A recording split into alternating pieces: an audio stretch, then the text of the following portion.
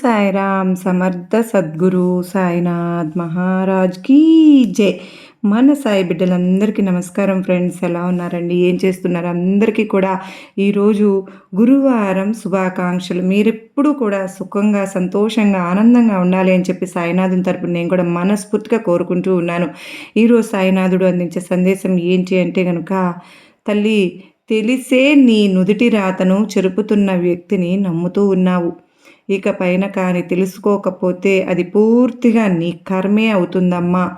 నా మీద నమ్మకంతో 2 నిమిషాలు విను తల్లి అని సాయినాథుడు చెప్పి ఏదో ఒక తెలియని సందేశాన్ని బాబావారు మనకు అందించడానికి మన ముందుకైతే వచ్చారు. మరి సాయినాథుని సందేశం వినే ముందు ఎవరికైతే సాయినాథుడు అంటే నమ్మకం, గౌరవం, ఇష్టం ఉంటుందో, విశ్వాసం ఉంటుందో వారందరూ కూడా ఈ వీడియోకి ఒక చిన్న లైక్ అయితే ఇవ్వండి ఫ్రెండ్స్. మొదటిసారి సాయిబాబా సన్నిధి ఛానల్లోకి వచ్చినట్లయితే సబ్స్క్రైబ్ చేసుకుని సపోర్ట్ అయితే చేయండి. మరి దానికంటే ముందు చాలామంది కూడా చెప్పుకోలేనటువంటి సమస్యలతోటి సతమతమైపోతూ వాటిని ఎలా తీర్చుకోవాలో తెలియక ఇబ్బంది పడిపోతూ ఉంటున్నారు. అటువంటి వారి కోసం శ్రీ షిరిడి సాయిబాబా ఆశీస్సులతో జ్యోతిష్యం చెప్పబడును. గురూజీ శివరామరాజు గారు. ఫోన్ నెంబర్ 9989113230 అంటే మీరు ఇప్పటి వరకు ఎన్నో చోట్ల జ్యోతిష్యం చెప్పించుకుని మీరు ఆశించిన మార్పులు మీ జీవితాలలో జరగలేదని బాధపడి ఉంటారు. కానీ ఇక్కడ అస్సలు అలా జరగదండి. మీ సమస్యలు ఏవైతే ఉన్నాయో, ప్రేమ, పెళ్లి, ఉద్యోగం, రాజకీయం, సంతానం లేక ఇబ్బంది పడుతున్న భార్యాభర్తల మధ్య గొడవలు ఉన్న, అప్పు సమస్యలు ఉన్న, శత్రు సమస్యలు ఉన్న, అవేంటో మీరు గురువుగారికి వివరించి చెప్పినట్లయితే గురువుగారు వాటికి తగిన పూజలు చేసి మీకు రోజుల్లోనే పరిష్కారాన్ని చూపిస్తారు. గురువుగారు చెప్పినట్లు 100కు 1000% జరుగుతుంది. నమ్మకంతో కాంటాక్ట్ అవ్వండి. అంత మాత్రమే కాదు, భార్యాభర్తల మధ్య వశీకరణ, స్త్రీ మరియు పురుషుల మధ్య వశీకరణ కూడా 100% జరగబడును. మాకు ఉన్నటువంటి ఎన్నో రకాలైన సమస్యలు కూడా గురువు గారు చేసిన పూజల వల్ల అన్నీ తీరి ఈ రోజున మేము ఆనందంగా జీవితంలో ముందడుగు వేస్తున్నాము. అలాగే మీ జీవితాల్లో కూడా సంతోషాలు నిండాలి అంటే వెంటనే కాంటాక్ట్ అవ్వండి. ఇక ఏమాత్రం ఆలస్యం చేయకుండా మనకు ఏమి సందేశం అందించాలని సాయినాథుడు అనుకుంటూ ఉన్నారో తెలుసుకుందాం. తల్లి, నా నుదుటి రాత బాగోలేదు, నా తలరాత బాగోలేదు. నా జీవితంలో ఎన్ని కష్టాలు, నమ్మిన వారే నన్ను మోసం చేస్తూ ఉన్నారు. ఎవరిని నమ్మాలి, ఎవరిని నమ్మకూడదు, అసలు ఈ జీవితం ఏంటి అని చెప్పి నీకు అర్థం కాని పరిస్థితులలో ఈ రోజున నువ్వు నిలబడ్డావు. అసలు నీ జీవితం అంటే ఏంటో పూర్తిగా తెలుసుకునేలాగా ఈ కథ నిన్ను వివరించి మరీ చెప్తాను. పూర్తిగా వినమ్మా. ఎక్కడ కూడా నువ్వు ఈ కథని వదలకుండా వింటేనే పూర్తి జీవితం అనేది అర్థమవుతుంది అని చెప్పి మనకు సాయినాథుడు ఒక కథను వినిపించాలి అని అనుకుంటూ ఉన్నారు.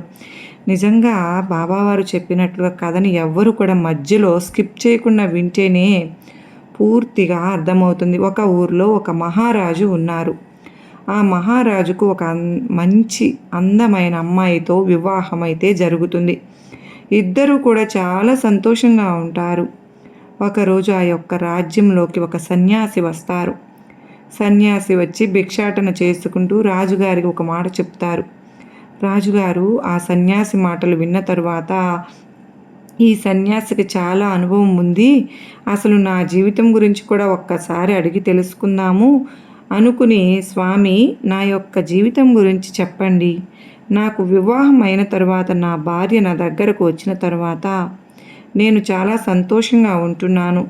ఇక నా బిడ్డల విషయానికి వస్తే నాకు ఎటువంటి సంతానం కలుగుతుంది, నా బిడ్డల వల్ల నేను ఆనందంగా ఉంటానా అని చెప్పి అడుగుగా, అప్పుడు ఆ సన్యాసి ఏం చెప్తారు అంటే, నాయనా, నీకు బిడ్డల వల్ల మంచి ఫలితాలు అనేవి కలుగుతాయి. కానీ నీకు పుట్టపోయే బిడ్డ మగబిడ్డ అయితేనే నీకు ఇటువంటి ఫలితం కలుగుతుంది. ఒకవేళ కనుక నీకు ఆడబిడ్డ జన్మిస్తే నీ జీవితం అంతా కూడా అల్లకల్లోలంగా మారుతుంది అని చెప్పి వెళ్ళిపోతాడు అన్నమాట. ఇక వెళ్ళిపోయిన తరువాత రాజుగారు దాని గురించే బాగా ఆలోచిస్తూ ఉంటారు. కొన్ని నెలలు గడిచిన తర్వాత ఆ రాణి అంటే గర్భంతో అంటే నెల తప్పుతుందన్నమాట. నెల తప్పిన తర్వాత ఈ రాజుకి మరి కాస్త టెన్షన్ ఎక్కువ అవుతుంది. ఒకవేళ అబ్బాయి పుడతాడేమో, అమ్మాయి పుడుతుందేమో, అమ్మాయి పుడితే నా జీవితం అల్లకల్లోలం అయిపోతుంది అని చెప్పి ఆ సన్యాసి చెప్పారు కదా, మరి ఎలా ఈ సమస్యకు పరిష్కారం ఏంటి అమ్మాయి పుడితే నేను ఏం చేయాలి అని చెప్పి చాలా ఆలోచిస్తూ ఉంటాడన్నమాట.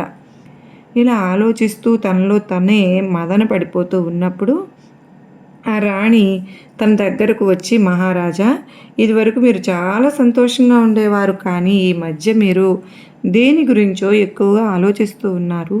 అసలు ఏమి జరిగింది నాతో చెప్పండి అని అంటారు. ఆ సన్యాసి చెప్పిన మాటలన్నీ కూడా ఆ రాజుగారు తన యొక్క భార్యకు వివరిస్తారు. అప్పుడు భార్య చాలా బాధపడుతుంది, కానీ మహారాజుకు ఒక్క మాట కూడా ఎదురు చెప్పదు. మహారాణి, నువ్వు ఖచ్చితంగా మగబిడ్డకు మాత్రమే జన్మనివ్వాలి మహారాణి. ఒకవేళ పొరపాటును గనక నువ్వు ఆడబిడ్డకు జన్మనిచ్చావు అంటే కనుక నిన్ను ఇంకా నీకు పుట్టిన బిడ్డను ఇద్దరినీ కూడా చంపేస్తాను. ఇందులో ఎటువంటి మార్పు లేదు అని చెప్పి ఆ మహారాజు చెప్పడంతో ఆ రాణి మరి కాస్త భయపడిపోతూ ఉంటుందన్నమాట. ఇక గర్భంతో ఉన్న తన భార్యకు నెలల నుండి ప్రసవం రోజు కూడా దగ్గర పడుతుంది. ఇక ఒకరోజు మహారాణికి నొప్పులు రావడం మొదలవుతాయి. అనుకున్న విధంగానే తనకు ఆడపిల్ల కాకుండా మగపిల్లవాడే జన్మిస్తాడు. ఇక మగబిడ్డ జన్మించిన తర్వాత కోరుకున్నదే జరిగింది అని చెప్పి ఆ రాజు సంబరపడిపోతాడు. మహారాణి కూడా అప్పటి వరకు ఎవరు పుడతారని భయంతో టెన్షన్తో ఉన్నా తను కూడా ఆ టెన్షన్ నుంచి రిలీఫ్ అయ్యి ఎంతగానో సంతోషపడిపోతూ ఉంటుందన్నమాట.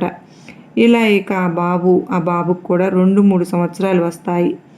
ఆ సన్యాసి చెప్పిన విధంగానే ఆ యొక్క రాజ్యం కూడా ఎంతో ఆనందంగా ఉంటుంది. ఇక మళ్ళీ రెండవసారి కూడా మహారాణి గర్భం అంటే గర్భధారణ చెందుతుంది. ఇక తరువాత మళ్ళీ టెన్షన్ మొదలవుతుంది. ఈసారి ఆ రాజ్యం యొక్క పనుల మీద మహారాజు వేరే ఒక రాజ్యానికి వెళ్ళవలసి వస్తుంది. వేరే రాజ్యానికి వెళ్ళే ముందు మహారాణి దగ్గరకు వచ్చి రాజు ఏమని చెబుతాడు అంటే, రాణి, ఇప్పుడు నువ్వు గర్భంతో ఉన్నావు. నేను మరొక పని మీద ఊరు విడిచి వెళ్ళాల్సి వస్తుంది. నేను తిరిగి వచ్చే లోపు నీకు ఖచ్చితంగా ప్రసవం అనేది జరుగుతుంది. ఒకవేళ పొరపాటును గనక నీకు ఆడబిడ్డ జన్మిస్తే కనుక నువ్వు పురుట్లోనే ఆ బిడ్డను చంపేసేయి. లేకపోతే మాత్రం నేను ఊరుకోను. నిన్ను రాజ్య బహిష్కరణ చేసేస్తాను అని చెప్పి మరీ చెప్తాడు.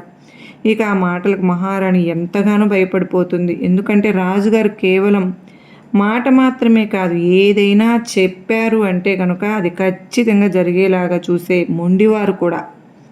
ఇక అనుకున్న ప్రకారమే మహారాజు ఆ రాజ్యాన్ని విడిచి మరొక రాజ్యం దగ్గరకు పని మీద వెళ్తారు. వెళ్ళినాక తరువాత ఇక రాజుగారు వెళ్ళిన కొన్ని నెలలకు మహారాణి ప్రసవ సమయం దగ్గరికి వచ్చి పండంటి ఆడబిడ్డకు జన్మనిస్తుంది. అనుకున్నట్లుగానే ఆడబిడ్డకు జన్మనివ్వడంతో మహారాణి ఆడబిడ్డ జన్మించిందని చాలా బాధపడుతుంది. తన ప్రసవ సమయంలోనే దుఃఖం ఆపుకోలేక ఆ బిడ్డను గుండెకు హత్తుకుని చాలా పెద్దగా ఏడుస్తుంది.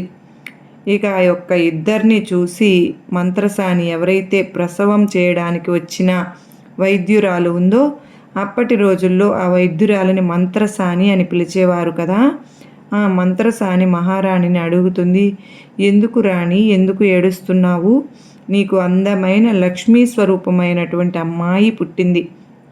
ఇటువంటి అమ్మాయి పుట్టినప్పుడు సంతోషపడాలి, కానీ నీ యొక్క బాధకు కారణం ఏంటి అంటే అప్పుడు ఆ రాణి జరిగిందంతా కూడా ఆ మంత్రసానికి వివరించి చెప్తుంది. అయితే మహారాణి, మీ యొక్క బాధను నేను దూరం చేస్తాను. ఇప్పుడే ఈరోజే నీ యొక్క బిడ్డను నేను తీసుకుని వెళ్ళిపోతాను. కానీ రాజ్యంలో ప్రజలందరికీ కూడా ఆడబిడ్డ జన్మించింది కనుకనే మంత్రసాని పురుట్లోనే చంపేసింది అనే వార్తను ప్రచారం చేయండి. అందరూ కూడా అది నమ్మేటట్లుగా నేను కూడా ప్రవర్తిస్తాను. కానీ ఈ బిడ్డను నేను అల్లారు ముద్దుగా అపురూపంగా పెంచుకుంటాను. దయచేసి ఈ మాటను మాత్రం మీరు కాదు అనవద్దు అని చెప్పి, కాదు అంటే బాధపడతాను అని చెప్తుంది. అలా అనడంతో ఆ రాణి కూడా ఎంతగానో సంతోషిస్తుంది. ఇంతకంటే నాకు ఇంకేం కావాలి? ఏ తల్లి అయినా కానీ తన బిడ్డను చంపుకోవడానికి ఇష్టపడుతుందా? నాకు కూడా అంతే. నాకు ఈ బిడ్డ చాలా ఇష్టం, కానీ రాజు అమ్మాయి పుట్టింది అంటే నన్ను కూడా చంపేస్తారు కనుక తప్పని పరిస్థితుల్లో నా బిడ్డను నీ దగ్గర పెంచడానికి ఒప్పుకుంటున్నాను. కానీ నీ దగ్గర ఉన్నా కూడా ఒక పేదరాలుగా నా బిడ్డ బతకకూడదు. ఎప్పుడు ఏ అవసరం వచ్చినా కానీ నువ్వు కబురు చేస్తే నీకు కావలసిన ధనాన్ని, బంగారాన్ని ఎప్పటికప్పుడు నేను నీ ఇంటికి చేరుస్తూ ఉంటాను. ఆ యొక్క సంపదతో నా బిడ్డను అల్లారు ముద్దుగా ఏ లోటు లేకుండా పెంచాలి అని చెప్పడంతో మంత్రసాని కూడా ఎంతగానో సంతోషిస్తుంది. ఇక ఎవ్వరికి కనపడకుండా ఆ బిడ్డను తీసుకుని తన రాజ్యాన్ని వదిలిపెట్టి తన ఇంటికి వెళ్ళిపోతుందన్నమాట. ఇక వెళ్ళిపోయిన తరువాత కొన్ని రోజులకు ఆ మహారాజు తిరిగి వస్తారు. మహారాజుకు రాణి చెబుతుంది, మనకు ఆడబిడ్డ జన్మించింది రాజా. మీరు చెప్పినట్లుగానే పురుట్లోనే మంత్రసాని ఆ పాపను చంపేసింది అనేసరికి తను చెప్పినట్లుగా చేసింది అని చెప్పి భార్యను చాలా ప్రేమగా దగ్గరకు తీసుకుని, నువ్వేమీ బాధపడవద్దు, ఆడబిడ్డ కారణంగా మన జీవితాల్లో కష్టాలు వస్తాయి అని చెప్పి ఆ రోజు సన్యాసి చెప్పారు కనుకనే నేను ఆడబిడ్డను వద్దు అనుకుంటున్నాను అని చెప్పి అంటారు. ఇక ఆ విషయాన్ని రాజు కూడా మరచిపోయి చక్కగా రాజ్యాన్ని చూసుకుంటూ ఉంటారన్నమాట. ఇక అలా కొన్ని రోజులు జరుగుతూ ఉండగా రోజులు సంవత్సరాలు పెరిగే కొద్దీ ఆ బిడ్డ కూడా చక్కగా పెరుగుతూ ఉంటుంది. బిడ్డ చాలా అందంగా ఉంటుంది. ఎంత పేద కుటుంబంలో ఆ బిడ్డ పెరుగుతున్నప్పటికీ మహారాజు వారసురాలు కనుక ఆ రాజ్య వారసత్వం యొక్క లక్షణాలు పునికి పుచ్చుకుని ఆ బిడ్డ ఎంతగానో అందంగాను చాలా తెలివితేటలు గల అమ్మాయిగా చాలా చక్కటి రూపంతో ఆ అమ్మాయి పెరుగుతుందన్నమాట. ప్రతి ఒక్కరూ ఆ అమ్మాయిని చూసిన వాళ్ళు ఈ మంత్రసానికి ఇంత అందమైన అమ్మాయి ఎలా పుట్టింది వచ్చింది అని చెప్పి ఎవరు ఈ బిడ్డ అని చెప్పి అందరూ చుట్టుపక్కల వారందరూ అడుగుతూ ఉండగా ఆ మంత్రసాని ఆ బిడ్డ తన మేనగోడలు అని చెప్పి ఆ మేనగోడల యొక్క అమ్మా నాన్న చాలా అందంగా ఉంటారు కనుకనే ఈ బిడ్డ కూడా అంత అందంగా పుట్టింది అని చెప్పి అలా చెప్పుకుంటూ వచ్చిందన్నమాట. ఇక ఇలా ఆ అమ్మాయి పెద్ద మనిషి కూడా అవుతుంది. పెద్ద మనిషి అయిన తరువాత తను యవ్వనపు వయసు వచ్చిన తరువాత 16 సంవత్సరములకు ఆ బిడ్డ చాలా అందమైన స్వరూపంగా, చాలా చక్కటి స్వరూపం, అసలు ఒక దేవకన్య ఇంత అందంగా ఉంటుందా అన్నట్లుగా ఆ అమ్మాయి రూపురేఖలు తయారయ్యాయి.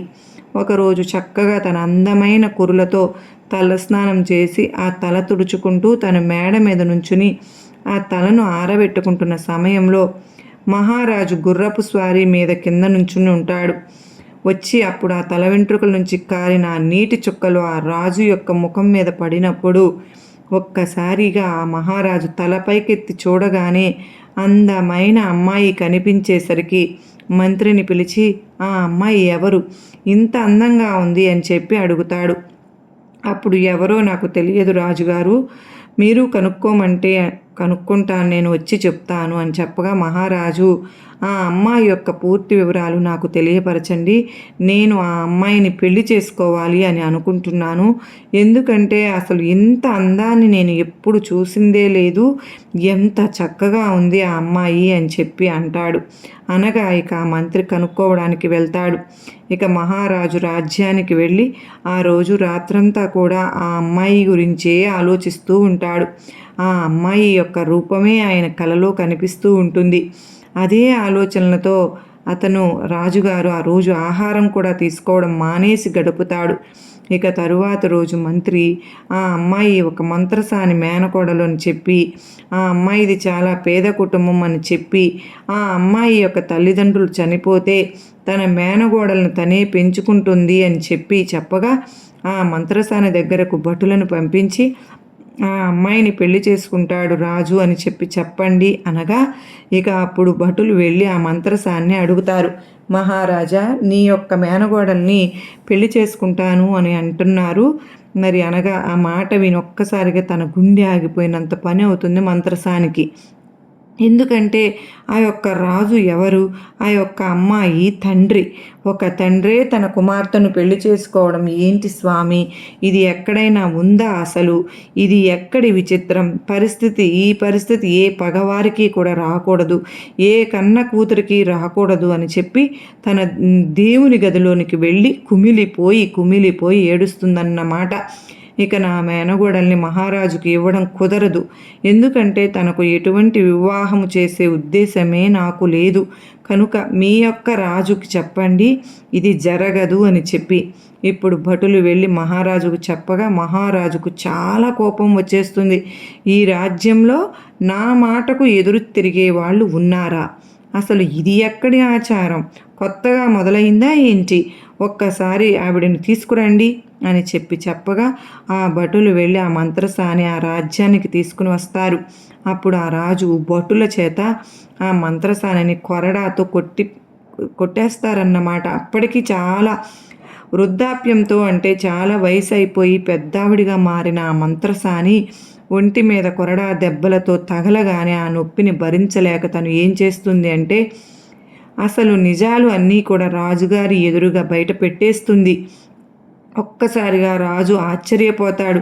ఇదేంటి, నా కన్న కూతుర్నే నేను పెళ్లి చేసుకుందాము అనుకున్నానా? నా భార్య నన్ను మోసం చేసిందా? ఆ రోజు పురిట్లోనే నా భార్య నా కూతుర్ని చంపేశాను అని చెప్పింది. ఇదంతా కూడా అబద్ధమేనా? ఈ యొక్క బిడ్డ బతికున్నంతకాలం నాకు ఏదో ఒక రూపంలో ఇటువంటి పరిస్థితులు వస్తూనే ఉంటాయి. వెంటనే ఆ బిడ్డను చంపేయాలి అని తన కుమారుణ్ణి, ఎవరైతే మొదటిగా మగ బిడ్డ జన్మించాడో ఆ యొక్క కుమారుణ్ణి పిలిచి, నాయనా జరిగింది ఇది. ఇతను అంటే ఈ అమ్మాయి బ్రతుకున్నంత కాలం మన రాజ్యంలో ఎటువంటి కష్ట పరిస్థితులు వస్తాయి అంటే అవి మాటల్లో కూడా చెప్పలేము. కనుక నీ చెల్లి అని కూడా నువ్వు ఆలోచించకుండా ఈ అమ్మాయిని అడవుల్లోకి తీసుకుని వెళ్ళి చంపేసేయి.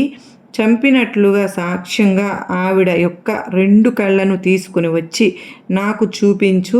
ఎందుకంటే మీ అమ్మలాగా నువ్వు నన్ను మళ్ళీ మోసం చేస్తావేమో అని చెప్పగా అప్పుడు తన చెల్లి తన కళ్ళెదురుగా ఇన్ని సంవత్సరాల తరువాత కనిపించింది అని చెప్పి సంతోషపడాలా? లేకపోతే తన తండ్రి తన చేతులతో ఇంత దుర్మార్గమైన దారుణమైన పనిని చేయమన్నాడే అని బాధపడాలో ఆ అబ్బాయికి ఏమీ అర్థం కాలేదు.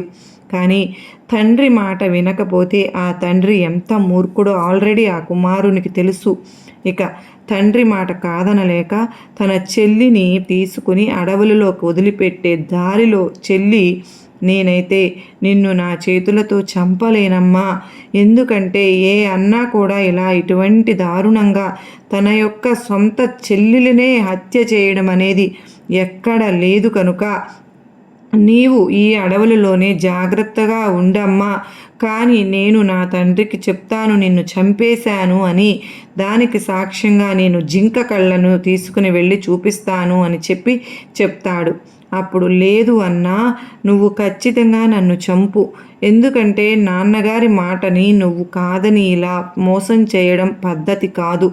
నన్ను చంపి నా కళ్ళనే తీసుకుని వెళ్ళి నాన్నగారికి చూపించు అనగా, లేదమ్మా నేను ఆ పాపం చేయలేను అని చెప్పి ఆ అమ్మాయిని అడవుల్లో ఎవ్వరికీ కనిపించకుండా అడవికి మధ్య భాగంలో వదిలిపెట్టి ఒక జింకను హత్య చేసి ఆ జింక 2 కళ్ళను తీసుకుని వెళ్ళి తన తండ్రికి చూపిస్తాడు. నేను చెల్లిని చంపేశాను నాన్నగారు, ఇవిగో సాక్ష్యం, ఈ 2 కళ్ళను చూడండి అని చెప్తాడన్నమాట. ఇక అవి చూసిన తరువాత శభాష్, నువ్వు కూడా నా కుమారుడివి అనిపించావు అని చెప్పి తన యొక్క కొడుకును హత్తుకుని తను చాలా సంతోషపడతాడు. కానీ తన తల్లి మాత్రం అప్పటి వరకు మంత్రసాని దగ్గర సంతోషంగా నా కుమార్తె ఉంది అని చెప్పి సంతోషపడి కొద్ది సంవత్సరాలు కూడా గడవక ముందే తన యొక్క కుమార్తె యొక్క చావు వార్త నా చెవిన పడింది అని బాధపడుతూ కూర్చుని ఉన్నప్పుడు కుమారుడు వెళ్ళి, అమ్మా ఎందుకు బాధపడుతున్నావు అని అడగగా, నాయనా నిజంగానే నువ్వు నీ చెల్లిని చంపేశావా అని చెప్పి తల్లిని అడుగుతుంది తల్లి. లేదమ్మా, నేను నీ యొక్క మంచి బుద్ధులతో పెరిగిన అబ్బాయిని కనుక నా చెల్లిని చంపలేదమ్మా. నేను నీతో అబద్ధం చెప్పలేను. తన తండ్రితో ఎందుకు చెప్పాను అంటే నా తండ్రి ఎంత మూర్ఖుడో నాకు తెలుసు కనుక తండ్రితో, నా యొక్క కన్న తండ్రితో అలా అబద్ధం చెప్పాల్సి వచ్చింది. అది తప్పైనా కానీ తప్పు లేదమ్మా. కానీ నీతో మాత్రం అబద్ధం నేను చెప్పను. కనుక నా యొక్క చెల్లిని నేను చంపలేదు. అడవికి మధ్య భాగంలో వదిలిపెట్టి ఒక జింకను చంపి ఆ జింక 2 కళ్ళను తీసుకుని వచ్చి నా చెల్లి కళ్ళు అని చెప్పి నాన్నగారికి చూపించానమ్మా అనేసరికి తనకు ప్రాణం లేచి వచ్చినట్లయి, అమ్మయ్య, ఎలాగైనా నా కుమార్తె బ్రతికే ఉంది కదా అని సంతోషపడుతుందన్నమాట. ఇక అమ్మాయి ఆ అడవి యొక్క మధ్య భాగంలో ఉండి ఎటు వెళ్ళాలో ఎక్కడికి వెళ్ళాలో ఏమీ అర్థం కావడం లేదు. తను రోజు రోజుకు ఆహారం వెతుక్కోవడానికి ఆకలితో అలమటించిపోయి బాధపడిపోతూ ఉండేది. అక్కడ ఏవో ఆకులను తిని తన యొక్క కడుపును నింపుకుంటూ ఉండేది. కొన్ని నెలలు గడిచే కొద్దీ తన యొక్క ఒంటి మీద ఉన్న బట్టలు కూడా కొంచెం కొంచెంగా చినిగిపోవడం మొదలుపెట్టాయి అన్నమాట. ఇక పూర్తిగా 1 సంవత్సరం అయితే గడుస్తుంది. ఆ అమ్మాయి చాలా అందంగా ఉంటుంది. తను పూర్తిగా చిక్కిపోయినప్పటికీ కూడా చాలా అందమైన ఆకృతిని తను కలిగి ఉంటుంది. ఇక ఒకరోజు ఏం జరుగుతుంది అని అంటే, ఎవరో అడవిలోనికి గుర్రపు స్వారీ చేసుకున్నట్లుగా వచ్చే సౌండ్ అనేది వినిపిస్తుంది. ఆ యొక్క శబ్దానికి నగ్నంతో ఉన్న అమ్మాయి, ఎందుకంటే సంవత్సరం గడిచేసరికే తన ఒంటి మీద నూలి పోగు కూడా లేకుండా పోయింది. అలా గుర్రపు బండి యొక్క శబ్దం వినిపించేసరికి ఒక చెట్టు పొదల్లోకి వెళ్ళి ఆ అమ్మాయి దాక్కుంటుంది. ఇక గుర్రపు బండి మీద ఒక రాజకుమారుడు వస్తాడు. ఆ రాజకుమారుడు వచ్చి ఆ పొదకల్లే చూసి అక్కడ ఎవరు ఉంది అని చెప్పి పెద్దగా అరుస్తాడు అన్నమాట. అలా అరిచేసరికి ఆ అమ్మాయి ఇక్కడికి ఎవరో ఒక మనిషి వచ్చాడు అని గుర్తించి నేను ఒక అమ్మాయిని అని చెప్పి జరిగిందంతా చెప్పేసరికి ఆవిడ యొక్క బాధను విని ఆ రాజకుమారుడు తన యొక్క బట్టలను తీసి ఆ అమ్మాయికి పొదల చాటుకు విసిరేస్తే ఆ అమ్మాయి రాజకుమారుడి యొక్క బట్టలను ధరించి ఆ పొదల్లో నుంచి బయటకు వస్తుంది. ఆ అమ్మాయిని ఒక్కసారిగా అలా చూసేసరికి ఆ అబ్బాయి కళ్ళు అనేవి అంటే అమ్మాయిని చూసి ఎలా అంటే ఎంత అందంగా, అంత చక్కటి ముఖం అన్నమాట. చక్కటి కురులు, చాలా అందంగా అనిపిస్తుంది. ఆ అమ్మాయి ఎంత అందంగా ఉంది ఈ అమ్మాయి అని చెప్పి ఆ అమ్మాయి మీద ఆ క్షణంలోనే ఆ అబ్బాయి మనసు పారేసుకుంటాడు. ఎలాగైనా కానీ పెళ్లి చేసుకుంటే ఈ అమ్మాయినే పెళ్లి చేసుకోవాలి, నా భార్యకు కావలసిన పూర్తి అర్హతలు ఈ అమ్మాయికే ఉన్నాయి అనుకుని, నీవు నాకు చాలా చక్కగా నచ్చావు, నేను ఒక రాజ్యానికి రాజకుమారుడను, నువ్వు నన్ను పెళ్లి చేసుకుంటావా అనేసరికే అప్పటికే చాలా కష్టంలో బాధలో ఉన్న అమ్మాయి సరే అని చెప్పి ఒప్పుకుంటుంది. అలా ఒప్పుకున్న వెంటనే తను ఆ గుర్రపు బండి మీద అమ్మాయిని కూడా అంటే ఎక్కించుకుని తన యొక్క రాజ్యానికి తీసుకుని వెళ్ళి ఆ రాజ్యంలో అంగరంగ వైభవంగా ఆ అమ్మాయిని పెళ్లి చేసుకుంటాడు. ఆ అమ్మాయిని పెళ్లి చేసుకున్న తరువాత కొన్ని సంవత్సరాలు అంటే ఒక 2 సంవత్సరాలు గడిచిన తరువాత తను గర్భవతి అవుతుంది. తనకి ఒక అందమైన బాబు జన్మిస్తాడు.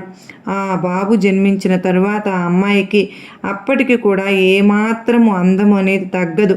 ఆ రాజకుమారుడు ఆ అమ్మాయిని అడుగుతాడు, మనకు పెళ్ళయి ఇప్పుడు మనం తల్లిదండ్రులుగా మారిపోయాము, నీవు ఎవరో నాకు ఇప్పటికీ తెలియదు, అసలు నీ తండ్రి ఎవరు అని చెప్పి అడగగా ఆ అమ్మాయి చాలా బాధపడిపోతూ, నాకు ఇప్పుడిప్పుడే చెప్పాలి అనిపించటం లేదు రాజా, దయచేసి నా తండ్రి గురించి నన్ను అడగవద్దు అని చెప్పి లెగిసి వెళ్ళిపోతుందన్నమాట. మళ్ళీ 2-3 సంవత్సరాలు గడిచిన తర్వాత ఆ అమ్మాయికి మరొక కుమారుడు జన్మిస్తాడు. అప్పుడు ఆ రాజకుమారుడు మళ్ళీ అడుగుతాడు, రెండవసారి కూడా మనం తల్లిదండ్రులము అయ్యాము, నీ తండ్రి గురించి ఇప్పటికైనా చెప్తావా అని చెప్పి అడగగా నా తండ్రి ఒక పెద్ద మహారాజు అని చెప్పి తన రాజ్యం గురించి తన తండ్రి పేరు పూర్తిగా చెప్తుంది. సరే, అప్పటి రోజుల్లో నీ తండ్రి మూర్ఖంగా అలా చేసి ఉండవచ్చు, కానీ ఇప్పుడు నీ తండ్రి మారిపోయి ఉండవచ్చు కదా, కనుక ఇక ఏమాత్రము ఆలస్యం చేయకుండా నీ తండ్రి దగ్గరకు బయలుదేరి వెళ్దాము, ఎందుకంటే ఇప్పుడు నువ్వు ఉన్న ఈ పరిస్థితిని చూసి అంటే నువ్వు ఇప్పుడు ఒక రాజ్యానికే మహారాణివి, తనకంటే కూడా పెద్ద హోదాలో చాలా అందంగా చాలా ధనంతో నీ యొక్క ఆకృతి కానీ నీ యొక్క స్వరూపము కానీ నీ యొక్క ఆస్తి అంతస్తులు కానీ తనకంటే రెట్టింపుగా ఉన్నాయి, కనుక ఇప్పుడు నీ తండ్రి నిన్ను క్షమించి తన యొక్క కుమార్తెగా ఖచ్చితంగా స్వీకరిస్తాడు, వెళ్దాం పదా, కానీ నీవు ఇప్పుడు వెళ్ళు, నేను మాత్రం ఒక 4 రోజుల తర్వాత వస్తాను, నాకు ఎంతో నమ్మకమైన మంత్రిని సేనాధిపతిని నీకు తోడుగా ఇచ్చి పంపిస్తాను అని చెప్పి చెప్పగా తను ఎన్నోసార్లు వద్దు వద్దు అంటున్నా కానీ భర్త మాట కాదనలేక సరేనని చెప్పి ఒప్పుకుంటుంది. ఇక ఒప్పుకున్న తరువాత చక్కగా తను వెళ్ళే బండిని అందంగా పూలతోటి నగలతోటి అలంకరిస్తారు. తనతో పాటుగా తనకు అంటే ఆ యొక్క భర్తకు ఎంతో నమ్మకమైనటువంటి మంత్రిని సేనాధిపతిని ఇచ్చి పంపిస్తారు. ఈ యొక్క రాజ్యం నుంచి తన తండ్రి యొక్క రాజ్యానికి వెళ్ళడానికి 2 రోజులు సమయం పడుతుంది. మార్గమధ్యంలో వెళ్ళే దారిలో చాలా చీకటి పడిపోతుందన్నమాట. అలా చీకటి పడిపోతూ ఉన్నప్పుడు ఆ యొక్క మంత్రి సేనాధిపతి ఆ యొక్క రాజు అంటే రాణి గారికి ఒక పెద్దగా మంచిగా అందంగా గుడారాన్ని ఏర్పరుస్తారు. ఇక పక్కనే ఆ యొక్క రాణి గుడారానికి ఆనుకునే మంత్రి గుడారాన్ని కూడా ఏర్పరచుకుంటాడు. అప్పుడు ఆ మహారాణి అంటుంది, ఏమని అంటే, మంత్రి నీవు నా పక్కనే గుడారాన్ని ఎందుకు ఏర్పరచుకుంటున్నావు? నాకంటూ కొంచెం ప్రైవేట్ ప్లేస్ కావాలి కనుక మీరు నా నుంచి దూరంగా గుడారాన్ని ఏర్పరచుకోండి. రాత్రి సమయంలో మీరు నాకు దూరంగా ఉండడమే నాకు చాలా చాలా సురక్షితం అనేసరికే, లేదు రాణి, నాకు మహారాజు చెప్పారు మిమ్మల్ని క్షేమంగా చూడమని, మీ అవసరాలన్నీ కూడా తీర్చమని. కనుక మీ మాట వినకుండా మేము ఇక్కడ గుడారాన్ని ఏర్పరచుకున్నందుకు మమ్మల్ని క్షమించండి అని చెప్పి ఆ యొక్క రాణి మాటలు వినకుండా అక్కడే ఆ మంత్రి గుడారాన్ని ఏర్పరచుకుంటాడు. ఇక గుడారాలు ఏర్పరచుకున్న తరువాత రాత్రి సమయంలో ఆ పక్కన ఉన్న సేనాధిపతి నిద్రపోయిన తరువాత ఆ మహారాణి గుడారంలోకి ఆ మంత్రి ప్రవేశిస్తాడు. ఏదో అలజడి వచ్చి ఆ రాణి మేల్కుంటుంది. ఏంటి మంత్రి, ఈ సమయంలో నువ్వు నా గుడారం లోపలికి ఎందుకు వచ్చావు అనేసరికి ఆ మంత్రి ఏది కూడా వినకుండా ఆ రాణికి దగ్గరికి వెళ్తాడు అన్నమాట. అప్పటికే ఆ రాణికి పూర్తిగా అర్థమైపోతుంది, ఏదో తను తప్పు పని చేయడం కోసమే నా దగ్గరకు వస్తున్నాడు అని చెప్పి అనుకుని అప్పుడు తన యొక్క పెద్ద కుమారుని ఎదురుగా నుంచోబెడుతుంది. నీవు ఏం చేస్తున్నావో నీకు అర్థమవుతుందా? నేను ఒక మహారాజు యొక్క కుమార్తెను, అదేవిధంగా ఒక రాజకుమారుడి యొక్క భార్యను. నీవు కనుక నన్ను తాకాలి అంటే ముందు నా పెద్ద కుమారుడిని దాటి రావాలి అని చెప్పి అనేసరికే అప్పటికే కామంతో కళ్ళు మూసుకుపోయినటువంటి ఆ మంత్రికి ఏది కూడా అర్థం కాదు. తన యొక్క కత్తిని తీసి ఆ పెద్ద కుమారుడి తల నరికేసి రాణికి దగ్గరకు వెళ్తాడన్నమాట. అలా దగ్గరకు వెళ్ళేసరికి ఇక ఆ మంత్రి యొక్క పూర్తి ఆలోచన మహారాణికి అర్థమవుతుంది. ఎందుకంటే తన యొక్క కొడుకు ప్రాణాన్ని కూడా తీసిన వాడు నా ప్రాణాన్ని కూడా తీయడు అని గ్యారెంటీ ఏముంది? ఇప్పుడు ఈ యొక్క మంత్రి ఏం చెప్పినా కూడా వినడు అని ఆలోచించుకుని, మంత్రి నీవు నా కోసం కొంచెం సమయం వెయిట్ చేయాలి, ఎందుకంటే నేను స్నానం చేసి వస్తాను, తరువాత నువ్వు ఏదైతే అనుకుంటూ ఉన్నావో అది చేయవచ్చు అని చెప్పి తను ఆ గుడారం వెనుక భాగం నుంచి దూరంగా పారిపోయి ఒక చెట్టు పొదలో ఆ రాత్రంతా దాక్కుంటుందన్నమాట. ఇక మళ్ళీ ఉదయం అవుతుంది. ఉదయం అయిన తర్వాత యథావిధిగా ఆ చెట్టు పొదలో నుంచి బయటకు వస్తుంది. బయటకు వచ్చి మళ్ళీ ఆ యొక్క మహారాణి తన యొక్క చిన్న కుమారుడు మంత్రి సేనాధిపతి అందరూ కలిసి ప్రయాణం మొదలు పెడతారు. 2వ రోజు మళ్ళీ రాత్రి సమయం అయ్యేసరికి మళ్ళీ గుడారం ఏర్పరచుకుని అక్కడ స్థావరం ఉండబోతారు. మొన్న అంటే నిన్న రాత్రి మంత్రి ఆ పని చేశాడు. ఈరోజు సేనాధిపతి ఆ యొక్క మహారాణి గుడారానికి దగ్గరలో గుడారాన్ని ఏర్పరచుకుంటాడు. అప్పుడు ఆ రాణి ప్రశ్నిస్తుంది, నీవెందుకు నాకు దగ్గరలో ఏర్పరచుకుంటున్నావు? నువ్వు వెళ్ళి దూరంగా ఏర్పరచుకో అని చెప్పి. అప్పుడు ఆ సేనాధిపతి ఏం చెప్తాడు అంటే, రాజుగారు మిమ్మల్ని కంటికి రెప్పలా కాపాడమన్నారు కనుక రాజుగారి మాట మేము వింటాము అని చెప్పి రాణి ఎన్ని చెప్తున్నా కూడా వినకుండా సేనాధిపతి అక్కడే ఏర్పరచుకుని మళ్ళీ అర్ధరాత్రి సమయంలో మహారాణి గుడారంలోకి ప్రవేశిస్తాడు. మళ్ళీ ఆ సేనాధిపతికి కూడా ఇదే దురాలోచన ఉంది అని చెప్పి ఆ మహారాణి పసిగెట్టి తన యొక్క చిన్న కుమారుణ్ణి మళ్ళీ తన ఎదురుగా నుంచోబెట్టి మహారాజు ఎంత కోపిష్టివాడో మీ అందరికీ తెలుసు. నేను నా బిడ్డలు అంటే ఆ మహారాజుకు ఎంత ప్రేమో మీకు తెలుసు. అదేవిధంగా నేను ఒక పెద్ద మహారాజు యొక్క కుమార్తెను. ఇన్ని తెలిసి కూడా మీరు అటువంటి దారుణానికి చేస్తానికి ముందుకు వస్తూ ఉన్నారు అంటే మీకు ఎంత ధైర్యం! రేపు ఇదంతా తెలిస్తే మహారాజు మిమ్మల్ని ఏం చేస్తారో మీకు తెలుసా అని చెప్పి ఎన్ని చెప్పినా కూడా వినకుండా అప్పటికే కామంతో కళ్ళు మూసుకుపోయిన ఆ సేనాధిపతి తన కుమారుడి తల నరికేసి రాణికి దగ్గరగా వెళ్ళబోతాడు.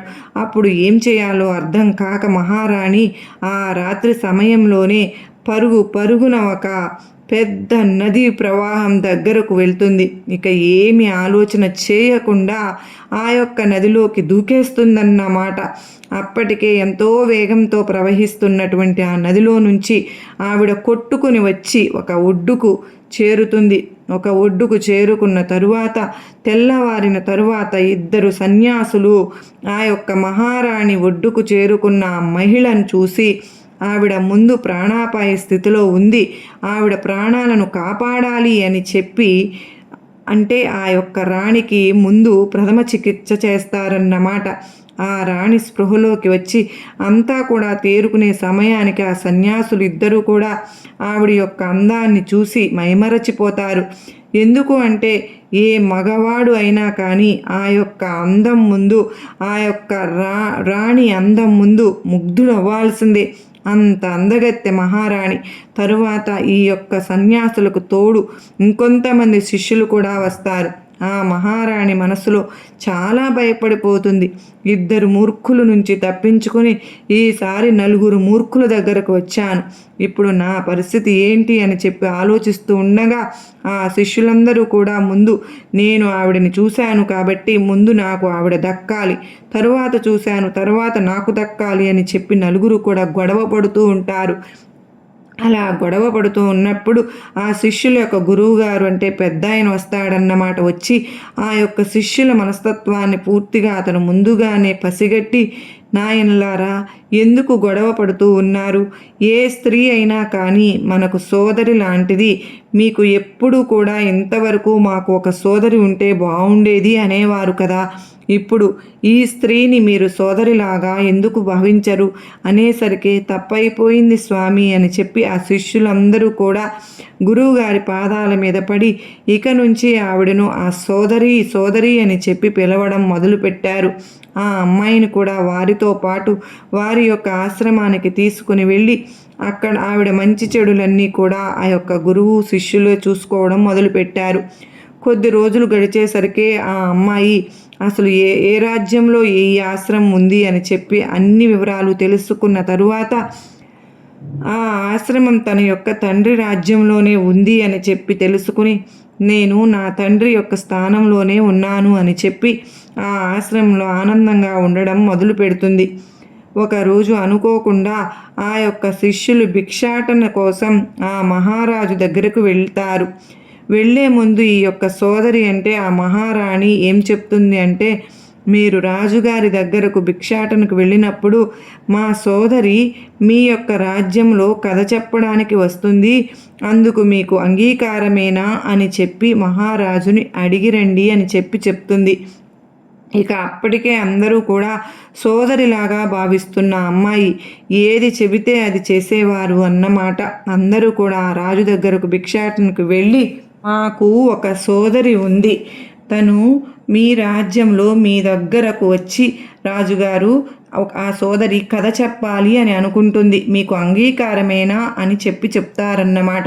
సరే అలా అయితే రేపు వేరే రాజ్యం నుంచి ఒక యువరాజు కూడా ఇక్కడికి రానున్నారు, ఆ యువరాజుతో పాటు మంత్రి గారు సేనాధిపతి గారు కూడా ఇక్కడికి రానున్నారు, వారందరి సమక్షంలో ఈ రాజ్యంలో ఉండే అందరి ఎదురుగా ఆ అమ్మాయి కథ చెప్పడానికి అంగీకారమే, అయితే మాకు ఎటువంటి అభ్యంతరము లేదు అని చెప్పి ఆ మహారాజు చెప్తాడన్నమాట.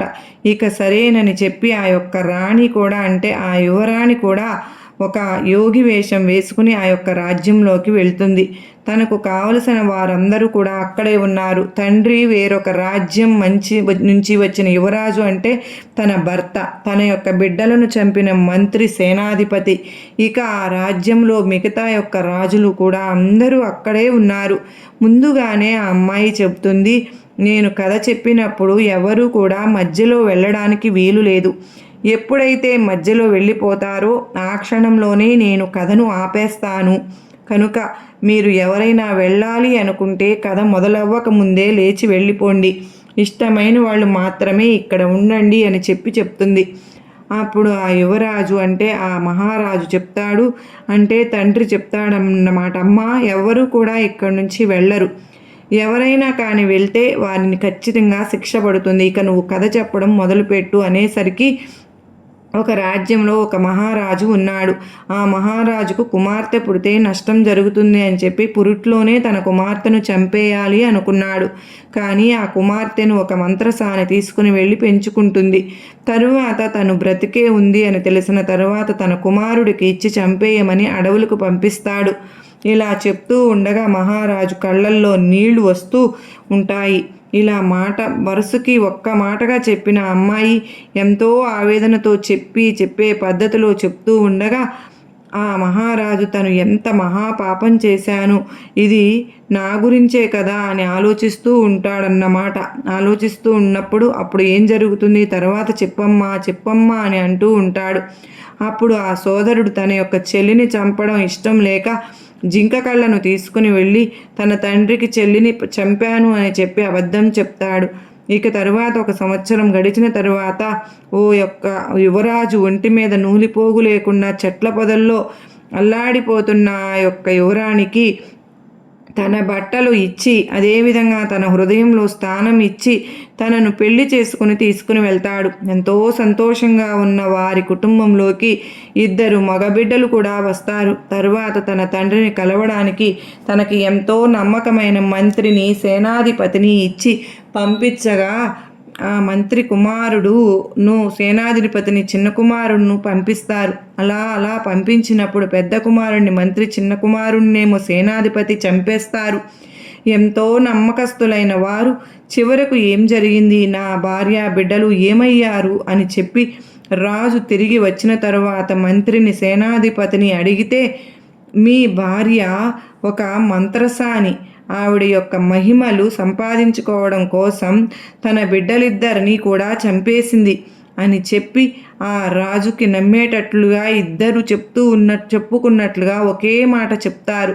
ఆ యొక్క మంత్రి సేనాధిపతి మాటలను ఆ రాణి భర్త నమ్ముతాడు. అప్పటి నుంచి ఆ యొక్క మనసులో ఆ రాణి మీద ఎంతో కోపం, ద్వేషం పెంచుకుంటారు. కానీ చంపింది మాత్రం మంత్రి, సేనాధిపతి. ఆ విషయం ఆ మహారాజుకు తెలియకుండానే పోతుంది అనుకున్నప్పుడు ఆ యువరాజు ఈ కథ వింటున్న సమయంలో వెంటనే తన మెడలో ముత్యపు హారాన్ని ఆ యొక్క శిష్యుల మీదకు విసిరివేసి, ఇది నా జీవిత చరిత్రలా ఉంది, అసలు ఎవరు నువ్వు అని చెప్పి అనగా వెంటనే యోగిని వేషంలో ఉన్న తను మామూలుగా మహారాణిలాగా వేషాన్ని మార్చుకుంటుంది. ఇక తన కుమార్తెను చూసిన ఆ మహారాజు, తన భార్యను చూసిన యువరాజు వారిద్దరూ చేసిన తప్పులకు పశ్చాత్తాపపడి తన తండ్రి తన కుమార్తెను హత్తుకుంటారు. అంటే నన్ను క్షమించమ్మా అని చెప్పి హత్తుకుంటాడు. తన భర్త నేను నమ్మి వీరితో పాటు పంపించినందుకు వీరికి ఇప్పుడే శిక్షను విధిస్తాను అని చెప్పి తన చేతిలో ఖడ్గాన్ని తీసి ఆ మంత్రిని ఇంకా ఆ సేనాధిపతి తలలను నరికేస్తాడన్నమాట. ఇలా కొద్ది రోజులకు తండ్రితో చాలా సంతోషంగా ఆ యువరాణి గడుపుతుంది. అదేవిధంగా తన యొక్క భర్తతో కూడా కలిసి సంతోషంగా ఉంటూ మరొక 2 మగబిడ్డలకు జన్మను ఇచ్చి ఆనందంగా ఉంటుంది. అయితే తల్లి, ఈ కథ ఇప్పటి వరకు మీరు విన్నందుకు చాలా సంతోషం. అసలు విషయం ఏంటో తెలుసా? ఈ కథను నీ జీవితానికి సంబంధం ఏంటి అంటే గనుక బిడ్డ, తన యొక్క నుదుటి రాతను మార్చుకునే శక్తి లేక ఎన్నో ఆస్తులు, అంతస్తులు, ఐశ్వర్యములు పుట్టిన యువరాణి సైతము ఎన్నో కష్టాలను అనుభవించింది. మరి అటువంటిది ఎంతో నమ్మకమైన వ్యక్తులు ఆ యువరాజుని మోసం చేసి తన కన్న బిడ్డలను సైతము చంపేశారు. నీవు ఇటువంటి దుర్మార్గపు సమాజంలో బ్రతుకుతున్నావు కనుక నీ నుదిటి రాతను నువ్వే రాసుకోవాలి. ఎవరిని నమ్మాలి, ఎవరిని నమ్మకూడదు. స్త్రీ ఎవరి దగ్గర ఎప్పుడు కూడా తన నమ్మిన వారి దగ్గర స్త్రీని వదిలిపెడుతూ ఉంటారు. నా యొక్క చుట్టాలే కదా, నా బిడ్డను చూసుకో అని చెప్పి ఇలా ఎప్పుడు కూడా ఆడపిల్లను వదిలి వెళ్ళేటప్పుడు ఎవరు ఎటువంటి వారు అని చెప్పి ఆలోచించి ఆడపిల్లను విడిచి వెళ్ళాలి. ఇప్పుడున్న ఈ సమాజంలో ఎవరిని కూడా నమ్మకూడదమ్మా బిడ్డ. ఎన్నో దారుణాలు అనేవి ప్రతిరోజు నీ చెవిన పడుతూనే ఉన్నాయి కదా. నా యొక్క వంతుగా నేను నీకు ఈరోజు ఈ సందేశాన్ని అందించడానికి గల కారణం ఏంటి అంటే బిడ్డ, ఆడపిల్ల ఒక ఆదిశక్తితో సమానం కనుక ఆడపిల్ల ఇంటికి లక్ష్మీదేవిగా భావించుకుని ఎప్పుడు కూడా ఆడపిల్లని గర్భంలోనే చిదిమేయాలి అనే ఆలోచనలను మానుకుని ఆడపిల్ల మా ఇంటికి మహాలక్ష్మి అని చెప్పి ప్రతి ఒక్కరూ కూడా భావించుకోవాలి అన్న ఉద్దేశంతో ఇది నీకు వినిపించడం జరుగుతుంది. కనుక ఆడపిల్ల నీ ఇంట పుడితే లక్ష్మీ కటాక్షం, ఐశ్వర్యం, ఆరోగ్యం అన్నీ కూడా నీ గుమ్మంలో అడుగు పెడతాయి అని చెప్పి నువ్వు నమ్మి తీరాలి. కనుక ఎన్నో సంవత్సరాల నుంచి ఎదురు చూస్తున్న నీ యొక్క కోరిక తీరబోతోంది బిడ్డ. కనుక నువ్వు ఎవరిని నమ్మాలో నమ్మకూడదో కూడా ఈ కథ ద్వారా నువ్వు తెలుసుకోవాలి.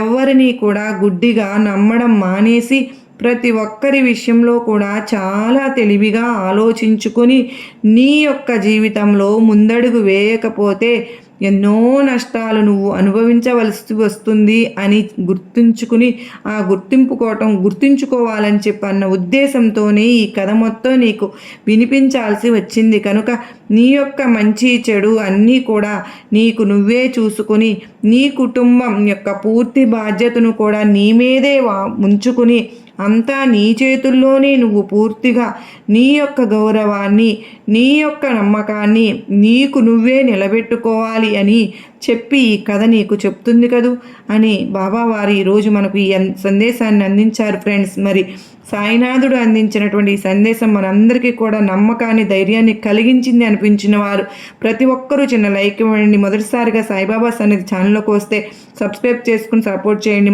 మరో చక్కని సాయినాథుని సందేశం తప్పకుండా కలుసుకున్నాం. అంతవరకు కూడా సాయినాథుని ఆశీస్సులు మనందరిపైన ఉండాలని మనస్ఫూర్తిగా కోరుకుంటూ సర్వే జన సుఖినో భవంతు, లోకా సమస్త సుఖినో భవంతు. ఓం సాయిరామ్. శ్రీమాత్రే నమః. ఆడపిల్ల అంటే మహాలక్ష్మి, ఆ శక్తి స్వరూపం అని నా మనసులో ఉంది.